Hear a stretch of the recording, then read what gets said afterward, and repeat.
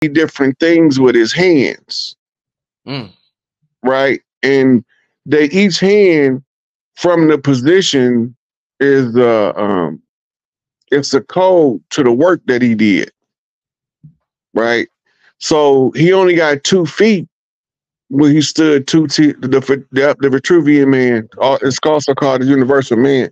But this is what the symbol is, the representation of the energy of the man who can do more than 1 or 2 things, right?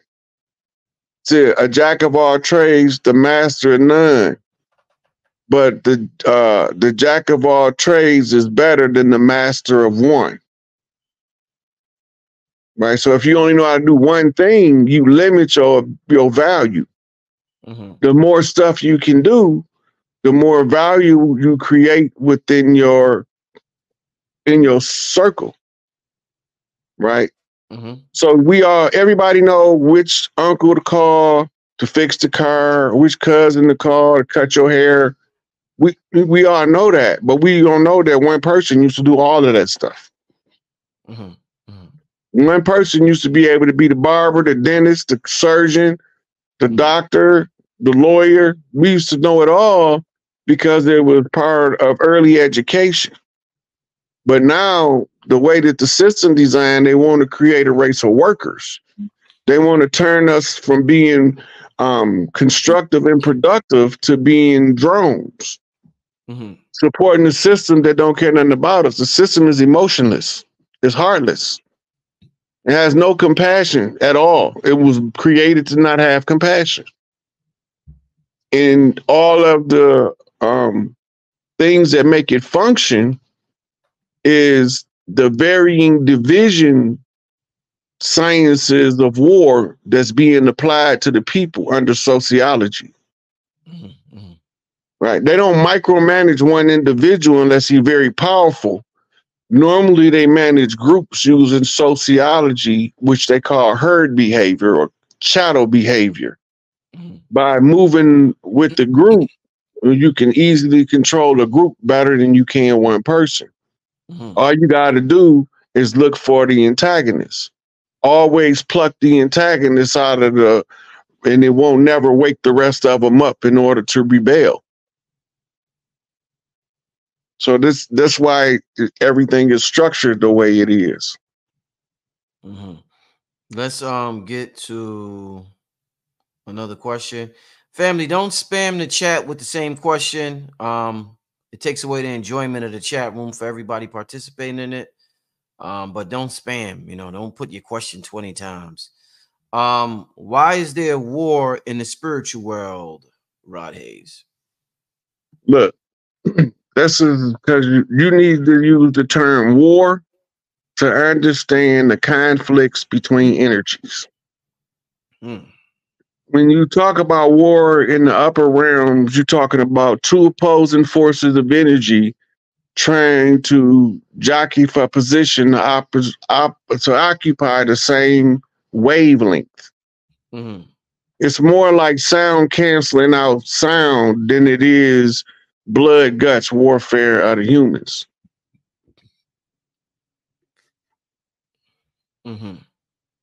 So it's just the energies moving in the spirit realm, but we had to use the person, place, or thing concept to teach the 3D reality what's going on in the upper realm. So now you have to create superheroes, gods, demigods, great men of valor. All these is energies, and the energy is described in the description of the character of the person. That's how you know what energy is at play. It's the same with your great-grandparents not physically here no more, but they left an energy signature called you that they was here. Right? And it's the same in the spirit realm. There's the energy signature, but the energy signature play out in the physical realms. So if 2 energies come from 2 different parts of creation and converge at a central location, it causes a reaction. If the wavelength is different, it causes a conflict. If they the same, it causes asymmetry, right? If the two wavelengths are different, they're going to clash first, but they will sooner or later find what's called a common harmony. That's called a war in heaven. When you start looking at everything as an energy as opposed to a being, a person, place, or thing, a noun concept, it allows you to see things clearer in the physical than you thought you would ever be able to see without ever having glasses. Mm-hmm. Mm-hmm. It's just changing perception. Changing perception. Tuning perception. Right. So we talk about the great father walked the sky with the black dog on his heels. Right. And on Earth, the high chief walked the earth with a black dog, and you used it as a comparative analysis. Well, we know that the great father that walked the sky with the black dog on his heel, that's Osiris with the dog star from Sirius on his heels. Right. So now it's in a anthropomorphized form. I can use it as a teaching tool better and let somebody come along and add mystery to it and tell you that it means something different than what it means. Now it's harder for you to translate it. Right, right. Okay. Let me get to another question. Where's this question I want? Okay. Rod touched on the split soul earlier. Is that a twin soul / flame?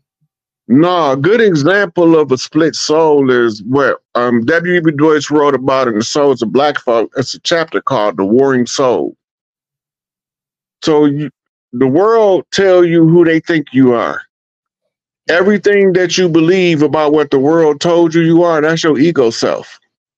And everything that you know you are without nobody telling you is your true self. The goal is to make the ego self, to purify the ego self, is to get rid of the stuff that don't properly represent you in the world's perception out of your own acknowledgement. Right? And once you realize that the true self was the self you thought you was the whole time, this is the warring soul, split soul, dual soul. The twin flame is the one that you was promised to in the earlier life, and you drawn together by the forces of that union, and you come together in a future lifetime. Right? A twin flame is you come in soul groups. You can only have a twin flame when you come in a group less than 3. That's interesting. So it's like being a twin versus being a septuplet. Right? And the twin flame, that flame is that solar plex or the inner light being of the same essence. Normally it's way more than 2. But for the unique individuals, there's only one of a kind. Your twin soul might not even live in your lifetime. But if they do and y'all meet, y'all cause a reaction in your environment, and they say they soul's on fire. Right? Osho said it best. He said, a wise man is a fire, alive. A fire, living. So when the wisdom is activated, the one who has the essence mirrored to yours, that's your twin soul, or your right. That's not your twin flame. Your twin flame is from the same soul essence, and it's only a few of us born with a twin flame. Most of them is born with a twin soul, or somebody that they was paired with in a prior life, that in the future life they come back together because that union has to be satisfied in order to balance out the karmic agreement. That also go for the parents you born to. Like, so like normally when we come back in the family line, we come back through our favorite offspring. my favorite daughter's favorite daughter. Right? So Big Mama come back through that daughter. Right? Or my favorite grandchild or my favorite great-grandchild. Yeah, I'm coming back through this one. Right? And you'll find yourself watching the children in the family to determine who got the qualities that can teach you what you need to live your best life. And normally them the ones that the most people want to come through. Those the mothers with 10 children. Most loved, most respected throughout the family. All of them want to come back through her. We remember, like, we don't remember when women used to have 20-something babies. That was wild. Grandma used to get busy, man. Yeah, but it wasn't as long ago as we think it is. Yeah. You know, that was the you know, they just had babies. They didn't have no concern for. They had the farm. They could feed as many as was born. Yeah. So it wasn't. It's an issue under this modern central bank monetary system where inflation makes sure that the next generation can't enjoy what the last one did. Yeah, man. They would probably look at the way we live in and be like, damn, like they farming, they got eggs and shit like that. Like I hear people all over the internet. You go to the store, everybody complaining about the price of eggs, $10 if you want some what they call that free range. Yeah, free range eggs. So it's just like this shit is insane. What did this the way the finances is operating in this realm?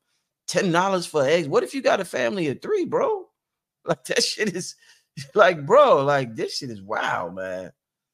It's about to get worse. You don't know the biggest egg manufacturer in America just burned down. Oh yeah? Yeah. Last week. So the price of eggs about to be about $30 a dozen in a minute. $30 dozen eggs. Imagine, y'all. Wow. $30 dozen egg. Wow. Wow, that's some real shit right there. Okay, let's get to we're gonna do 2 more questions. Then we're gonna get out of here. Having a good time. We got about 2,500 people in the chat. Shout out to everybody in the chat. Enjoying this Thursday. Today's Thursday, right, Roddy? Yeah, Thursday. Enjoying this Thursday night. There was a question I wanted to get to. Hold up. But the chat is moving so fast. But there was a question. I didn't save it. All right, let me ask. Shout out to Kwame Sunhorse. That brother be on the channel sometimes. Elder that be on the channel. He says, Rod, are we dual consciousness in one body human? Well, we multidimensional beings. Your consciousness can enter any dimension. Where your consciousness is focused at is where you awake at the time. Right. So in this timeline, your consciousness is fully online here. But on another timeline, it's fully online there. Right. Remember Jet Li the One? Yes. It's kind of like that. Now, if you can take your focus from all them other dimensions and bring them into one dimension, all your multidimensional selves, then you become what's called the unified soul. I think I got a book called Soul Retrieval. It's a how-to manual, and one of the things it talks about is bringing other parts of yourself from other dimensions to assist you in this one. Right? So in other dimensions, you might be killing yourself off to get to this one. Damn. Right? But you don't know it because you're not experiencing the death in that dimension because you're experiencing the life in this one. So that I think that's more than dual consciousness. And the only way I could call it is multidimensional. Multidimensional. Yeah. Ooh, man. All right, Rod. Why? Shout out to Peace Priestess. I think you in the Discord chat too. So shout out to you. She wants to know, why are we experiencing this long heat wave? First, it's not a heat wave. we establishing a new norm of temperature because when the cycles went from lunar to solar, right, it was the transitional period that's been going on for the last 50, 60 years of climate change. The government been telling us this fallacy about some shit called global warming that don't exist according to the paradigm they feeding us. But what it is the sun cycle coming online. When the sun cycle come online, the temperatures of the planet rise. The heat becomes more intense. The solar rays become more intense. Because now, especially at the beginning, like right now, the solar rays are sending in correction data to DNA of all species. This is why you're having all of this solar activity going on more than we had in our lifetime, because now on the flip side of the Maherta, the sun is doing what it do. It's sunning. Sunning. Sunning. Indeed. Yeah, I seen, so I had some super chats I didn't answer. So we're gonna do two more real quick. All right, Rod, in ascending or transitioning to the afterlife or the next dimension, what is the difference from natural causes, being killed, or taking your own, unaliving yourself? Because I don't want you so if you do it to yourself, you're gonna revert back and come back and do it all over again immediately. I appreciate that question too. I appreciate that question. Yeah. If somebody else put you out your misery, then you're going to review your book of life, because that's probably the exit you ascribed in your book of life. If it's not the exit you describe, you have different options than the one who took his own. You had an option to come in as a walk-in. You don't have the option if you take your own. You have an option to be born with a certain level of skill sets that get you advanced to the level you was when you was unceremoniously removed. Natural causes is always your natural exit. So on that side, you get the plethora of things you can choose from, because now you're looking down on creation from a higher realm of energy. You can determine if you want to come back, when you want to come back, what conditions you want to come back under, who you want to be associated with. You get to put all that together before you make a move. I be listening to people talking about a reincarnation soul trap. That's not true. The only reason they saying that, because Earth, the souls that's natural and organic to the Earth naturally come back to Earth. The only way you can stop a soul that's natural to somewhere from coming back there is you got to take it to an unnatural location where it'll come back in that location, because that's the closest thing to Earth that it can experience at that time. Right? So it'll come back there. So you heard me before say there's certain people that can't die here because we don't want them to come back here. All right, let's get to this last question. This person wants to know, where's it at? Why don't aliens never abduct black people? They do. They do. That's part of the what we call racist narrative. In order to push the racist agenda, they had to make somebody seem more valuable than us. Right, but they abduct all people on all lands. Right, and it's a long, drawn-out historical record of it, even in prehistoric temple writings. So it ain't nothing new. Is they probably take more of them because they monitoring their genetics to see how they assimilate in their drop of blood. Right. You're right. You think aliens come while we sleeping and teach us shit, and then we wake up, we be having answers, and they done told us certain shit while we sleep? Well, they can telepathically give you information. And you would think you thought it up if you don't understand telepathy. If you understand how telepathy works, you will know exactly when it came in. And if you know how to read oracles, you can find out who sent you the message. So sometime when you think it came from your higher self, it came from an alien, you saying sometime? Well, your higher self an alien because your higher self ain't from here. Right. There you go. They religious God an alien because he ain't from here. They angels is aliens because they ain't from here. Right? All of them is extraterrestrials, some extra on Earth.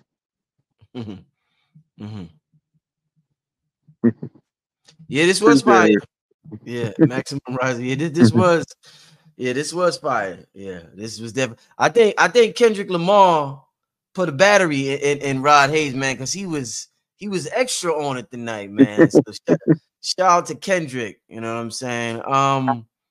Yeah, I think we're gonna let me see the minute concern part.